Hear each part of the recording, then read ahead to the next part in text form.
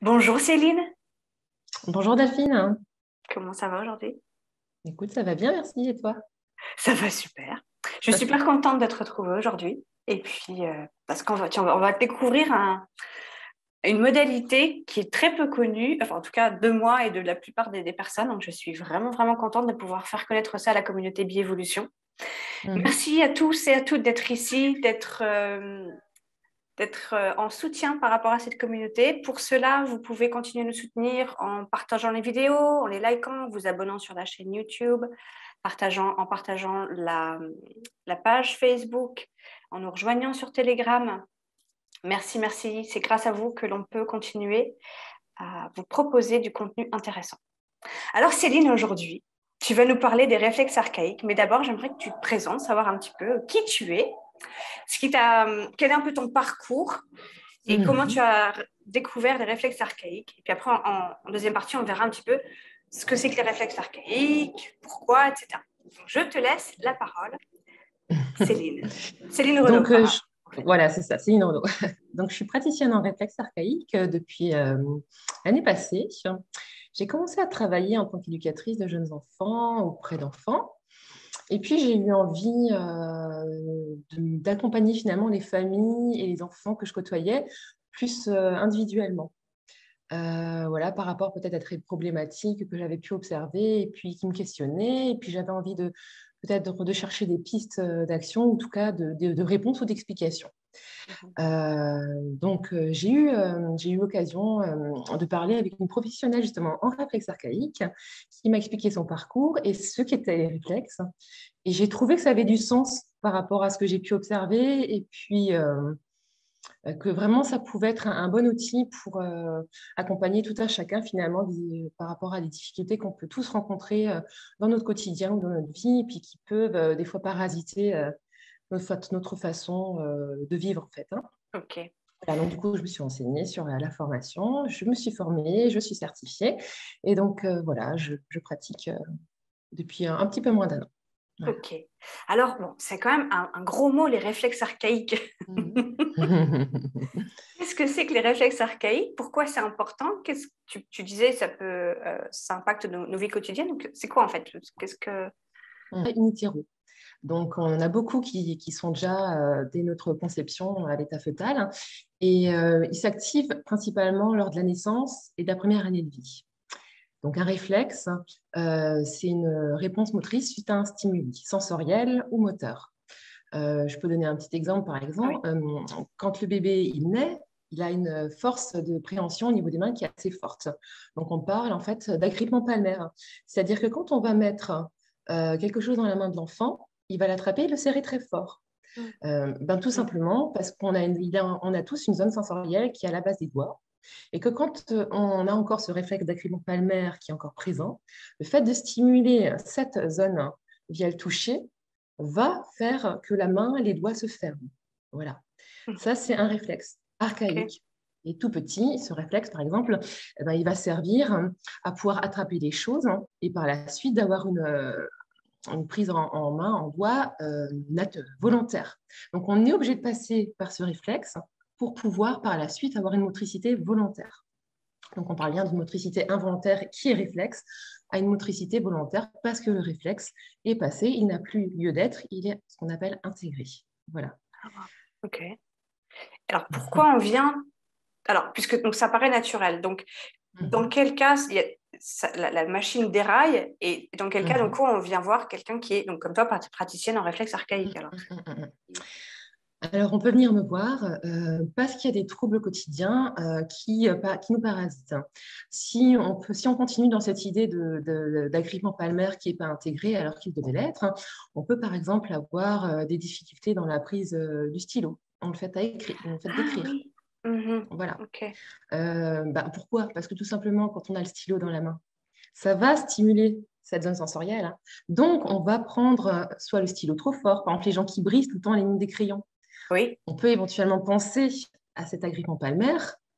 Voilà, ça peut donner par exemple le fait d'avoir des crispations dans les membres supérieurs, hein. Ou les gens aussi, des fois, quand ils sont en train de bricoler, quand ils sont en train d'écrire et qu'ils tirent la langue, hein, Ah oui, voilà. je crois que j'ai besoin d'aller te voir, alors. Voilà. En tout cas, on peut penser à ce réflexe-là, on peut aller le tester dans ce cas de figure et se dire, bah voilà, est-ce qu'il est encore présent? Et voilà, comment est-ce qu'on va faire pour justement l'intégrer et puis se dire, il ne va plus nous parasiter, à nous faire des crispations dans les membres, à nous parasiter dans notre écriture. Voilà. Donc, on peut imaginer par exemple un travail comme ça en parallèle d'une graphothérapeute voilà, qui va travailler sur l'écriture. Mais finalement, si ce réflexe-là, il n'est pas intégré, ça va être quand même difficile ou du moins, ça va demander un effort conscient tout le temps dans l'attention de se dire, il ne faut pas que j'appuie trop, il ne faut pas, voilà. Donc, en parallèle, en tout cas, c'est très intéressant de se dire, voilà, qu'est-ce qu'on peut faire au niveau des réflexes pour que notre quotidien soit allégé, même dans d'autres troubles, puisqu'il y a des liens de cause à effet.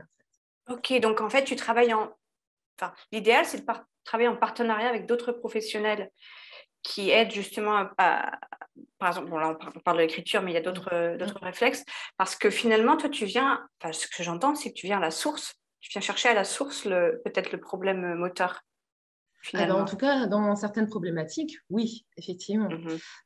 Dans le cadre de la posture aussi, voilà, il y a des gens qui sont des fois voûtés, il y a des gens qui ont des problèmes de dos. Voilà, on va vraiment aller chercher à observer les réflexes qui sont encore résiduels et qui du coup parasitent, dans ce cadre-là, en tout cas, l'aspect moteur. Puisque au niveau des réflexes qu'on va pouvoir observer, c'est des troubles moteurs, des troubles émotionnels ou cognitifs. Voilà, donc c'est vraiment les trois gros domaines que les réflexes vont pouvoir toucher, qui voilà, impactent quand même pas mal de domaines dans Ben, notre vie. carrément, ben oui. Alors là, Mm. depuis tout à l'heure, on parle donc de plusieurs symptômes, et donc du coup, de ce fait, tu travailles avec les enfants comme les adultes finalement, puisque Exactement, il n'est jamais tout trop à tard fait. pour rattraper le coup, quoi.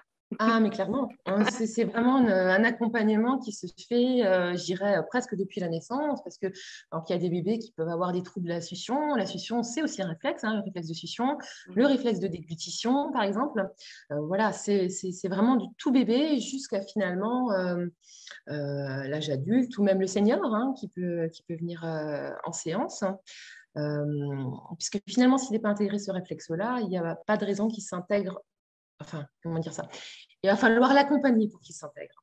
Ouais. À savoir aussi que les réflexes, dans certains moments de notre vie, si on peut avoir des traumatismes, ils peuvent sauter alors qu'ils étaient intégrés. Donc là, effectivement, on va aussi, voilà. Ah oui, c'est pas juste, c'est intégré, c'est fait, c'est ça, t'as un traumatisme qui arrive, qui va faire sauter derrière la machine peut-être. Voilà, on parle d'intégration, mais on devrait peut-être plutôt parler d'inhibition, c'est-à-dire qu'on ne le voit plus. Mhm. Ça ne veut pas dire qu'il n'est pas là, puisqu'on l'a, ça reste des réflexes. Les réflexes, en fait, ils permettent à l'enfant de s'adapter à son nouveau milieu. Ouais. C'est aussi les réflexes qui vont permettre à l'enfant de tester leur motricité. On parle de réflexe de retournement quand le bébé va du dos sur Mhm. le ventre sur le dos, le réflexe de reptation qui va l'aider à ramper. Ouais. Voilà, tout ça, ce sont des réflexes qui vont entraîner en fait, finalement le bébé à s'adapter dans un milieu nouveau et pour aller vers l'autonomie. Ok. Et globalement, qu'est-ce que l'on voit dans la profession? Qu'est-ce que l'on voit comme type de symptômes, enfin, pour lesquels les gens viennent spontanément? Mm. En fait, ce que j'ai envie de demander, c'est tiens, j'ai tel symptôme, ah bah, je vais peut-être aller voir un praticien en Mm. réflexe archaïque parce que ça va peut-être m'aider. C'est Ouais. globalement, parce qu'il y a toujours Oui. j'imagine que c'est large comme question, mais Mm. qu'est-ce qui me fait Alors, croire? Parce comme que je là, tu me disais, parles tu sais, la langue, je me dis, ouais, je vais peut-être aller te voir finalement. Et puis le dos mm. voûté, et puis donc, tu as parlé de la langue, le dos voûté, l'écriture pour les enfants. Voilà, c'est vraiment des exemples concrets comme ça que tu as en tête. Mm. Bah, à savoir quand même qu'il y a quand même beaucoup de réflexes quand on est de réflexes archaïques. Nous, souvent en séance, on en voit une trentaine à peu près. Enfin, en tout cas, on en observe une trentaine quand on fait un bilan. Alors, en se disant qu'effectivement, il y a trois grands domaines que les réflexes touchent. Ce sont donc l'aspect cognitif, l'aspect Oui. émotionnel et l'aspect moteur. Donc, au niveau cognitif, ça peut être des personnes qui ont du mal à se concentrer, des Ok. personnes qui ont du mal au niveau de la mémorisation Mhm. ont des difficultés en maths, par exemple. Euh, Je crois des que je vais prendre une séance avec problèmes, toi. voilà, des problèmes 10, de dysgraphie, dyslexie, en sachant qu'on ne va pas résoudre forcément tout, mais en tout cas, on va pouvoir améliorer le quotidien ou l'alléger, ça aussi. Pour ne pas toujours être dans un effort conscient, toujours volontaire et se dire, voilà, c'est plus facile, c'est plus léger, quoi. Je comprends. Voilà. Donc, au niveau cognitif, ça peut être des exemples. Ouais. Au niveau émotionnel, ça peut être des gens qui sont très, très, qui sont à fleur de peau, qui s'énervent très facilement. Des personnes qui sont ultra timides, voilà, qui sont toujours méfiants. Par exemple, des enfants qui ont du mal à se détacher de leurs parents aussi. Ouais. On parle, voilà. Donc, par exemple. Au niveau moteur, comme je disais, ça peut être des problèmes de posture. Ça peut être des problèmes dans la motricité. La motricité fine pour les enfants, ou même la motricité plus globale, des gens qui ne sont pas forcément toujours à l'aise dans leur corps, qui ne savent pas forcément toujours pourquoi. Donc, voilà. Donc, c'est en fait, finalement, il n'y a pas... on n'exclut rien. Donc, c'est-à-dire que la personne, quand elle vient en séance, elle formule un objectif, et autour de cet objectif, et en fonction des réflexes qu'on a pu observer et qui sont toujours présents, on va aller travailler plutôt un réflexe que l'autre. Ouais. Voilà. D'accord. Et alors, donc, on va parler de la séance. Donc, on vient te voir en séance. Alors, déjà, on vient te voir à peu près combien de fois et comment ça se passe en séance finalement? Effectivement, c'est concrètement, prenez un rendez-vous et vous verrez. Mais je veux dire, concrètement, comment ça se passe? Tu parlais beaucoup d'observation. Donc, c'est quoi? On bouge, on fait quelque chose et toi, tu observes la motricité, enfin, la personne. Comment Je vais solliciter le réflexe et puis je vais observer la réponse motrice. Est-ce qu'il y en a une? Est-ce qu'il n'y en a pas beaucoup? Est-ce qu'il y en a beaucoup? Voilà, je parlais par exemple justement de la grippe en palmaire avant. Donc, je vais aller tester en touchant la zone sensorielle de la grippe en palmaire. Donc, je disais qu'il y a à la base des doigts. Quand il est intégré, on ne devrait plus voir de mouvement de doigts, par exemple. Okay. Quand je vais aller toucher cette partie-là et que j'observe, il n'y a pas une fermeture complète, mais il y a un mouvement des doigts. Ou il y a un mouvement de la bouche aussi, puisqu'il y a un lien entre la main et la bouche. Voilà, on se dit, effectivement, peut-être que ce réflexe-là, il n'est pas intégré totalement. Donc, en fonction de l'objectif de la personne, je vais aller soit travailler ce réflexe-là, soit un autre que j'aurais pu observer, qui est encore présent, et qui peut, en tout cas, empêcher certains aspects de notre vie. Voilà. Donc, la personne vient me voir. Voilà, on fait une anamnèse. On discute de l'objectif de la personne. On fait un bilan. Donc, je teste les réflexes. Je les observe. Et en fonction de ça, je vais accompagner via une intégration des réflexes ou tel réflexe. Voilà.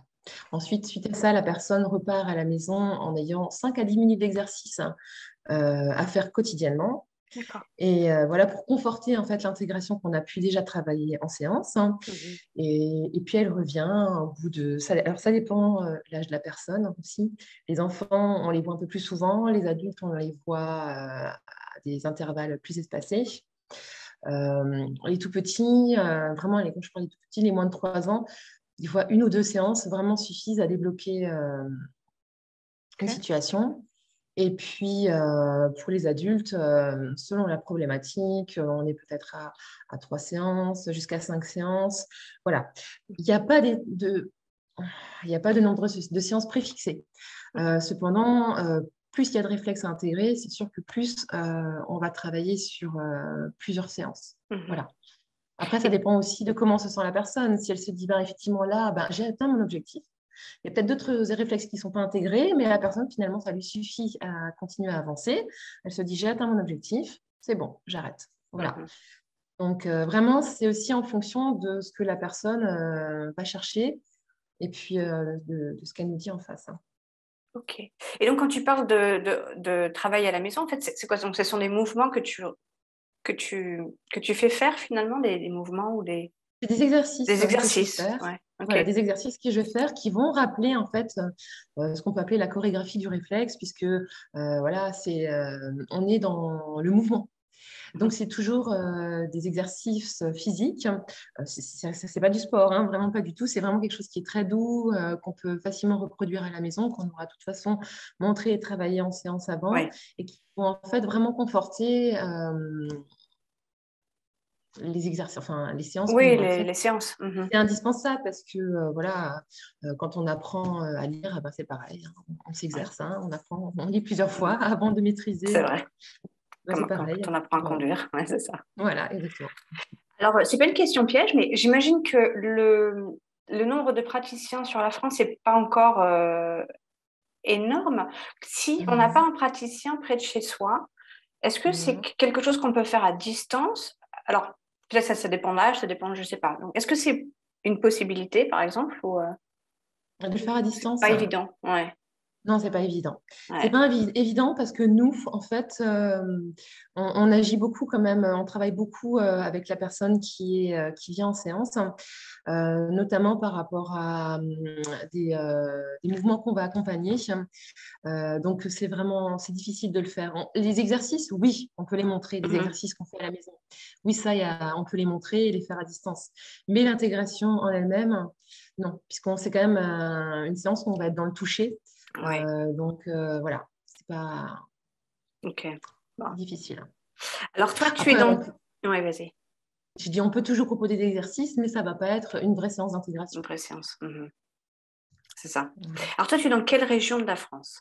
Dis-nous un petit Moi, peu je pour qu'on te suis en trouve. Alsace, hein. En Alsace. Voilà, je suis en Alsace, hein, voilà. Ok. Et alors, on peut trouver, donc en toute la vidéo, on va mettre tout ce qu'il faut pour te trouver, mais également peut-être aussi l'annuaire.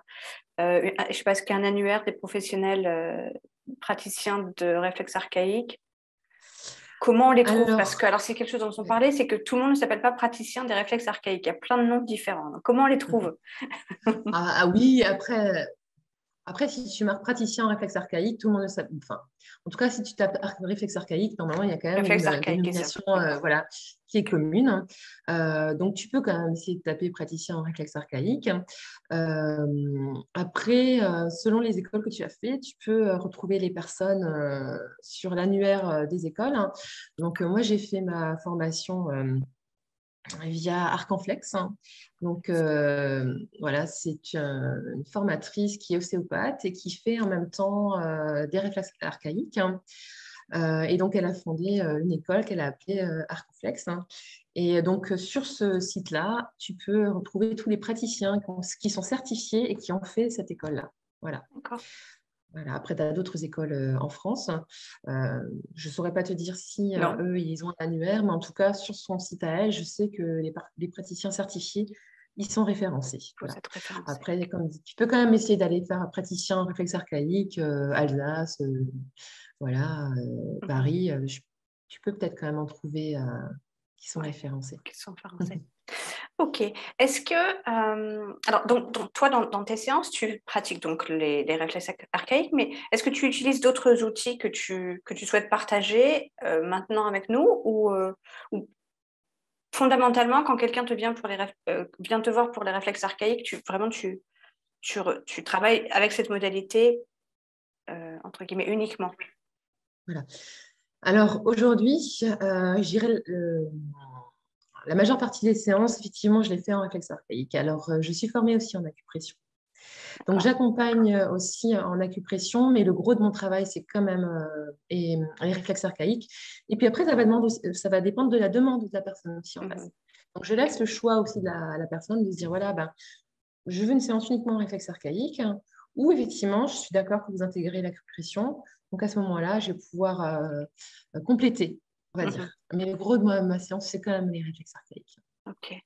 En Est-ce tout que cas, tu as une aujourd'hui. petite histoire, sans dévoiler de nom, etc., mais est-ce que tu as une petite histoire que tu souhaites partager qui peut un peu refléter ce pourquoi la personne est venue et ce que ça lui a permis de faire en résultat finalement? Enfin, tu sais, tu sais, les moments en séance où les gens viennent te voir pour quelque chose et finalement c'est ah là là, je ne m'attendais pas à ça, ça me fait vraiment du bien. Tu sais, est-ce que tu as une petite histoire de cœur Eh ou... ben, ce que je peux te dire en tout cas, c'est que en formation, Mhm.